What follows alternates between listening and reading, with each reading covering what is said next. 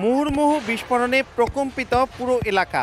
আতঙ্কে এলাকাবাসী ছুটাছুটি করলেও থেমে নেই হাতবোমা নিক্ষেপ। এলাকাবাসী জানান, আধিপত্য বিস্তার নিয়ে দীর্ঘদিন ধরে শরীয়তপুরের জাজিরা উপজেলায় বিলাসপুর ইউনিয়নের চেয়ারম্যান কুদ্দুস ব্যাপারী ও স্বেচ্ছাসেবক লীগ নেতা জলিল মাতবরের মধ্যে বিরোধ চলছিল। এরই জেরে শনিবার সকালে দুর্বাডাঙ্গা এলাকায় উভয় পক্ষের সমর্থকরা সংঘর্ষে জড়ায়। এ সময় অর্ধশতাধিক হাতবোমা বিস্ফোরণ ঘটানো হয়। বাড়ি ঘরেও গিয়ে পড়ে বোমা, ভাঙচুর করা হয় মোটরসাইকেল। সহিংসতায় দুই পক্ষের 15 জনকে বিভিন্ন হাসপাতালে চিকিৎসা দেওয়া হচ্ছে। ঘটনাস্থলে পৌঁছে পরিস্থিতি নিয়ন্ত্রণে আনে পুলিশ ও সেনাবাহিনী। একটা দল আছে চেয়ারম্যানের, আরেকটা দল আছে জলিল মাতবরের।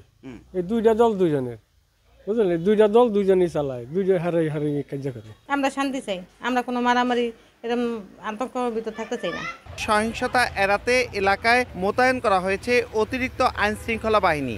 আমরা এলাকার আইন শৃঙ্খলা পরিস্থিতি স্বাভাবিক রাখতে টহল কার্যক্রম অব্যাহত রেখেছি। আর যে কোনো সময় ঝামেলা বা অসুবিধা হলে আমাদেরকে জানালে পুলিশ তাৎক্ষণিক রেসপন্স করবে। কুদ্দুস ব্যাপারী ঈদের আগে জামিনে মুক্তি পেয়েছেন, আর জলিল মাতবর এখনো কারাগারে। পুলিশ জানায়, আধিপত্য নিয়ে এক যুগের এই বিবাদে অর্ধশতবার সহিংসতায় জড়ায় দুই পক্ষ।